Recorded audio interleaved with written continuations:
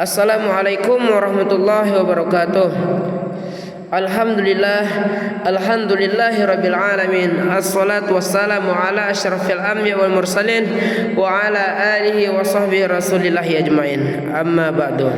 Yang terhormat Bapak dosen pengampu saya, yaitu Bapak Hedi, dan yang terhormat teman-teman sekalian yang sedang menonton video saya di luar sana, jangan lupa di like dan juga di subscribe ya. Kali ini saya membuat video untuk memenuhi persyaratan UAS dari MK Akidah dan Akhlak. Kali ini saya akan menjelaskan tentang definisi akidah dan juga akhlak secara etimologi dan terminologi serta contohnya. Kali ini sebelum kita masuk materi, saya akan memperjelaskan dikit dari diri saya sendiri. Perkenalkan, saya dari Fakultas Tarbiyah Ilmu Keguruan. Saya dari jurusan Pendidikan Agama Islam dari kampus IAIN Kerinci. Saya berasal dari Desa Tanjung Pohilir, bertepatan di Desa Serumpun Pauh. Baiklah, kita langsung saja ke materi. Kali ini akidah secara etimologi dan juga terminologi serta contohnya. Saya akan menjelaskan sedikit kehidupan sehari-hari. Secara etimologi, menurut bahasa, kata akidah berasal dari bahasa Arab yang berakar dari kata akada yakudu dan juga akidatan. Dan yang selanjutnya ada juga akdan, berarti kesimpulan, ikatan, perjanjian, dan juga kokoh. Setelah terbentuk menjadi akidah dan berarti keyakinan. Akidah adalah keyakinan yang dianut oleh setiap manusia terhadap sesuatu hal yang menjadi dasar aktivitas dan juga pandangan kehidupannya. Secara etimologi, akidah secara umum adalah kepercayaan dan juga keimanan dan keyakinan secara mendalam serta benar lalu merealisasikan dalam perbuatan sehari-hari. Seperti contoh penerapannya di kehidupan sehari-hari adalah percaya sepenuhnya pada keesaan Allah Subhanahu wa taala, yang mana Allah merupakan Tuhan yang pemegang kekuasaan tertinggi yang mengatur segala hal. Kali ini yang terjadi di alam jagat raya. Yang pertama ada penjelasannya, definisi akhlak secara etimologi dan terminologi serta bedanya dengan etika dan juga moral. Secara etimologi, kata akhlak yaitu berasal dari bahasa Arab yang merupakan bentuk ataupun dari jamaknya yaitu khuluq. Khuluq yang menurut bahasa berarti budi pekerti. Dan juga disebut kata kita itu perangai ataupun tingkah laku dan tabiat-tabiat. Kata tersebut mengandung persegian atau persesuaian dengan kata khuluq yang berarti kejadiannya nyata. Maka akhlak bisa dikatakan dengan sistem etika yang menggambarkan tujuan yang hendak dicapai agama. Kata khuluq merupakan bentuk tunggal dari akhlak dan juga tercantum dalam Al-Quran pada surah Al-Qalam ayat 4 yang berarti sesungguhnya engkau Muhammad berada di atas budi pekerti yang mulia dan juga agung. Quran surat Al-Qalam ayat 4. Secara terminologi, akhlak adalah sifat yang tertanam dalam jiwa seseorang yang mengakibatkan timbulnya berbagai perbuatan secara spontan tanpa disertai pertimbangan. Akhlak terbagi menjadi dua, yakni akhlakul karimah dan juga akhlakul mazmumah. Dan terakhir ada akhlakul karimah, yaitu akhlak segala perbuatan yang benar, terpuji serta mendatangkan manfaat bagi dirinya maupun lingkungan sekitarnya. Sedangkan akhlakul mazmumah adalah kebaikannya yang terlahir dari dorongan nafsu yang tercermin dari perbuatan buruk. Yang tercermin dari perbuatan buruk tersebut yaitu datangnya kerusakan dan merugikan dirinya sendiri dan lingkungan sekitarnya. Untuk seperti penjelasan dari akhlakul mazmumah adalah yang mendatangkan kerugian ataupun dorongan nafsu tadi ya. Baiklah, pada hal yang tercermin dari perbuatan buruk itu yaitu kita lihat pada saat sekarang ini sudah banyak dampak-dampak negatifnya. Seperti kita lihat anak-anak yang di bawah umur sekarang ini, pada saat ini juga kita banyak lihat bahwa anak-anak bawah umur ini sudah mengenalkan namanya YouTube, TikTok, dan lain sebagainya. Dan juga anak di bawah umur itu pun sudah mulai berani main gadget dan juga dah mulai berani membangkang perkataan orang tuanya. Orang tuanya mengajarkan yang terbaik, akan tetapi anaknya membantah karena gadget tersebut. Dampak lain yaitu kita lihat pemuda pada saat sekarang ini tidaklah sangat baik. Kita lihat pemuda yang sangat jauh bedanya dari tahun sebelum-sebelumnya. Sekarang ini sudah mulai terjadinya namanya zaman Gen Z ya. Nah, itu kita lihat sekarang ini pemuda-pemuda itu sudah mulai tawuran dan lain sebagainya. Untuk itu, bagaimana caranya kita agar menjadi baik lagi? Tentu harus ada pergerakan dan dorongan untuk bisa berubah menjadi lebih baik lagi. Dorongannya dari mana? Dari kita sendiri. Kita akan melakukan terbaik apabila bergeraknya diri dan juga hati kita untuk berubah menjadi lebih baik lagi. Baiklah, akhlak yang merupakan perbuatan yang muncul dari seseorang. Itu tadi sudah saya jelaskan. Etika merupakan pemikiran ataupun peraturan yang dibuat oleh sekelompok orang. Kali ini juga ada moral. Moral yang merupakan adat istiadat, kebiasaan dalam bermasyarakatan. Kali itu ada juga uraikan. Saya akan menguraikan hakikat dari penciptaan manusia. Dalam Al-Quran sudah menjelaskan sertakan berupa ayat-ayat yang relevan dan juga makna umum dari ayat tersebut. Manusia merupakan akhlak ciptaan Tuhan yang memiliki akal dan juga perasaan dan tingkah laku yang bebas. Allah memberikan hati ataupun akal manusia untuk berpikir. Allah telah memberikan manusia akal untuk melakukan berpikir secara positif.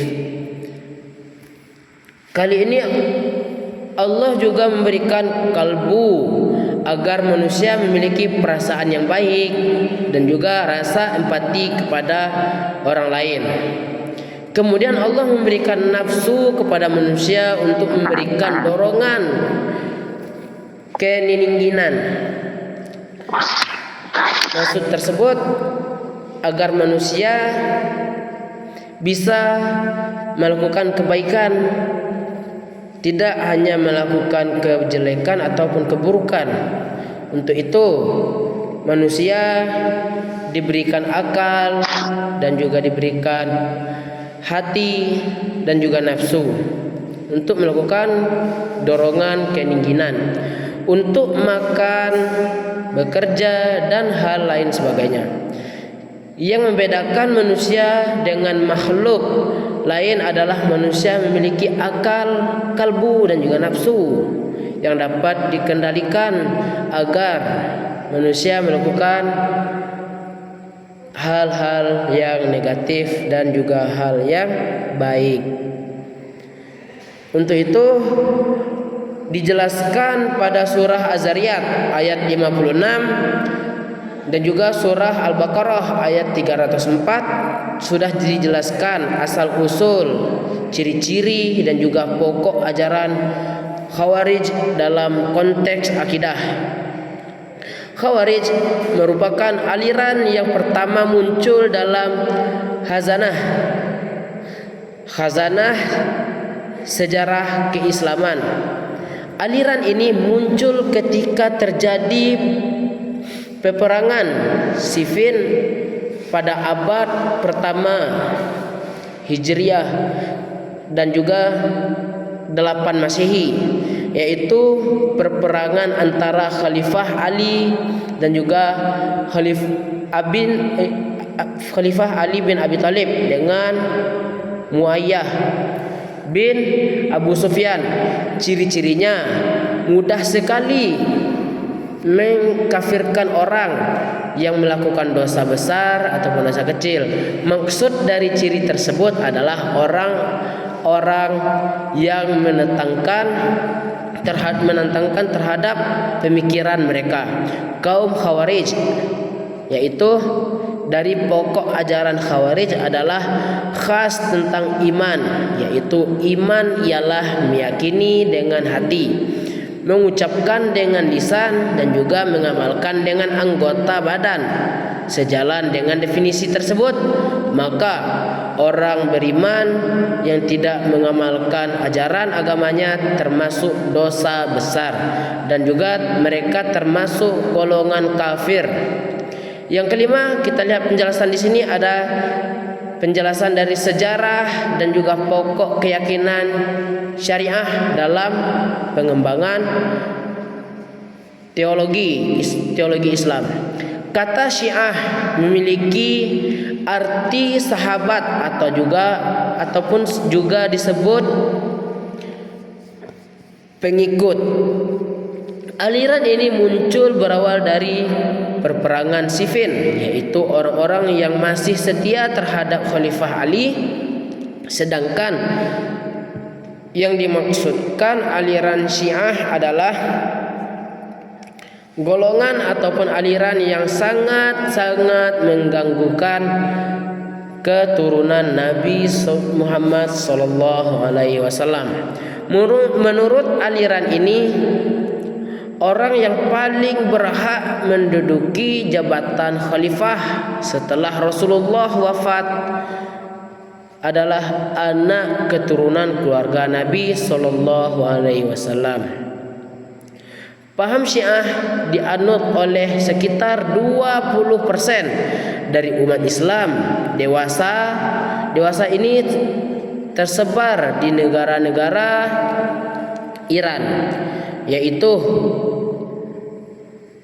Irak, Afghanistan, Pakistan, India, Lebanon, Arab Saudi, Bahrain, Kuwait dan juga bekas negara Uni Soviet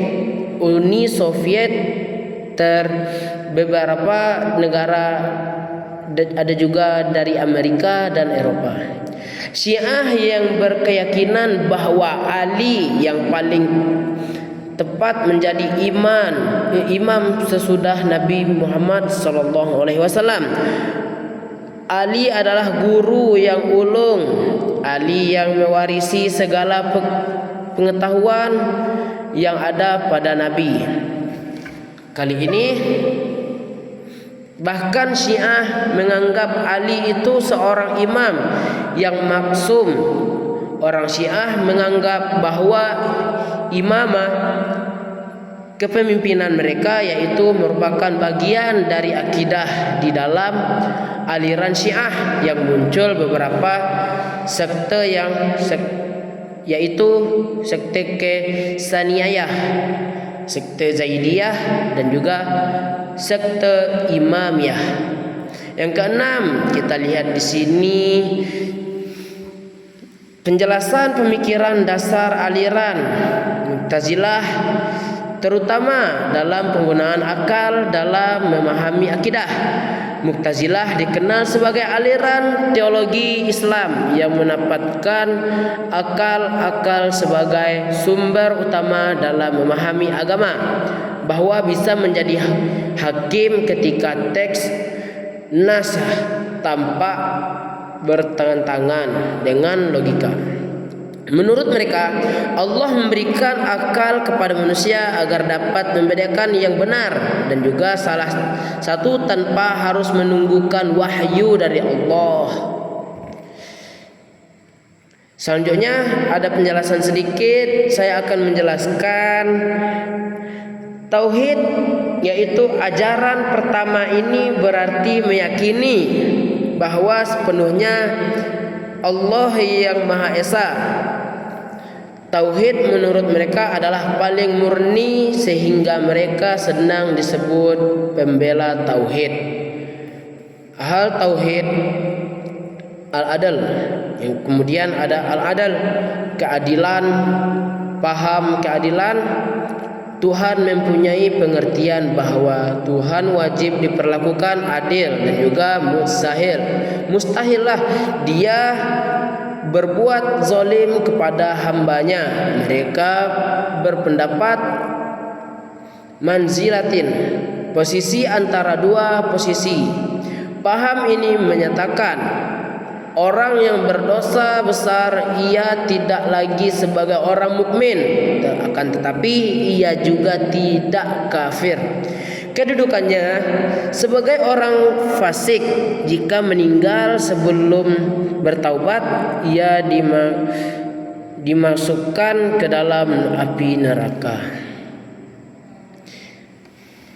Penjelasan tersebut dari akidah yang sudah saya menjelaskan tadi, akidah dan akhlak.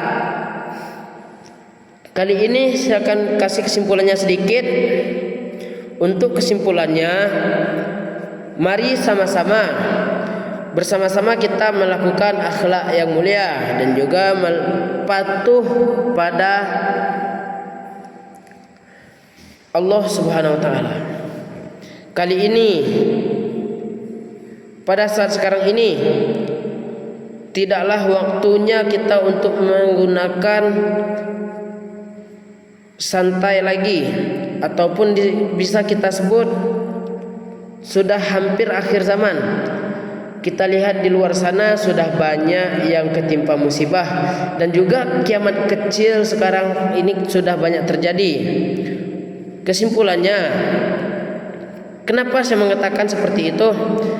Saya mengajak kawan-kawan semuanya untuk melakukan hal baik dan juga untuk bersama-sama.